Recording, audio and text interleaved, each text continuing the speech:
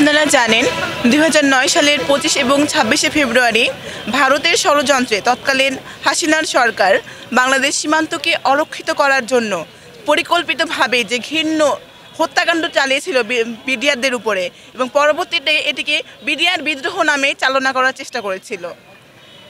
আজ এত বছর ধরে সেই নিরীহ বিডিআর পরিবারগুলো দুর্ভোগ পোহাচ্ছে।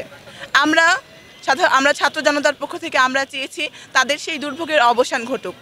যে নিরীহ বিডিআর সদস্যগুলো এখনও কারাগারের ভিতরে বন্দী রয়েছেন, আমরা চেয়েছি অতি দ্রুত সময়ের মধ্যে তাদেরকে যেন মুক্তি দেয়া হয় এবং যাদেরকে অন্যায়ভাবে চাকরি থেকে পদচ্যুত করা হয়েছে আমরা চাই ক্ষতিপূরণ সহ তাদেরকে যেন চাকরিতে পুনরায় নিয়োগ দেওয়া হয়। সেই লক্ষ্যেই আমরা কাজ করে যাচ্ছি। আপনারা জানেন গতকাল আমরা অন্তর্বর্তীকালীন সরকারের প্রধান উপদেষ্টার সাথে দেখা করতে গিয়েছিলাম। তার কাছ থেকে আমরা কোনো ধরনের আশ্বাস পাইনি। এমনকি আমরা বিচার বিভাগ থেকেও ন্যায় বিচারের কোনো ধরনের আশ্বাস আমরা কিন্তু পাইনি। আর আপনারা ইতিমধ্যে জেনেছেন তারা কিন্তু বিভিন্ন ধরনের নথিগুলোকে পুড়িয়ে ফেলেছে। আমাদের প্রশ্ন হলো আজকে কেন এই কর্মকাণ্ডটি হবে? আমরা শাহবাগ ব্লকের কর্মসূচি হাতে নিয়েছিলাম এবং জনদুর্ভোগের কথা চিন্তা করে আমরা সেই ব্লকের কর্মসূচি প্রত্যাহার করে আমরা শহীদ মিনারে অবস্থান নিয়েছি। আমরা চাই সরকারের পক্ষ থেকে, অন্তর্বর্তীকালীন সরকারের পক্ষ থেকে অতি দ্রুত সময়ের মধ্যে আমাদের কাছে বার্তা আসুক এবং ন্যায় বিচারের আশ্বাস দেখ।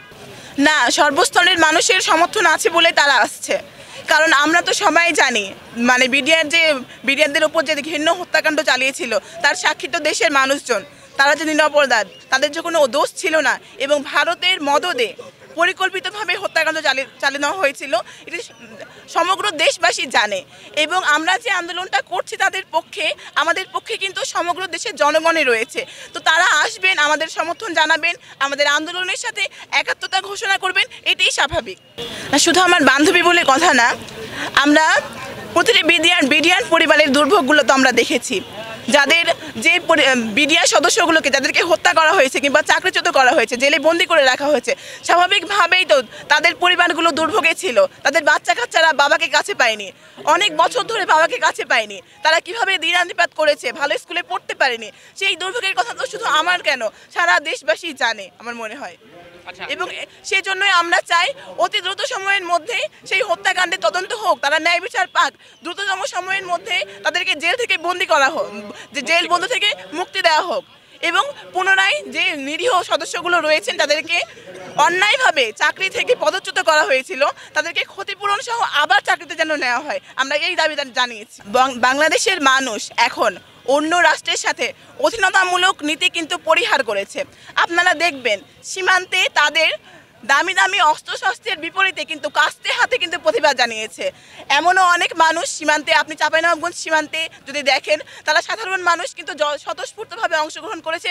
তাদের হাতে কিন্তু তেমন কোনো অস্ত্র ছিল না। তারা মাতৃভূমিকে রক্ষা করার প্রেরণায়, মাতৃভূমির 1 ইঞ্চিও মাটি তারা দখল করতে দেবে না, এই প্রেরণায়, 24-এর প্রেরণায় উদ্বুদ্ধ হয়ে তারা কিন্তু ঝাঁপিয়ে পড়েছে এবং তারা প্রমাণ করে দিয়েছে মাতৃভূমিকে রক্ষা করার জন্য আমরা যথেষ্ট। আমরা অন্য কোনো রাষ্ট্রের অধীনতা মানি না এবং আমরা যথেষ্ট। আমরা ছাত্র জনতা, আমরা প্রয়োজনে বুকের তাজা রক্ত ঢেলে দিব, কিন্তু মাতৃভূমির প্রতি এক চুলো ষড়যন্ত্র আমরা সহ্য করব না।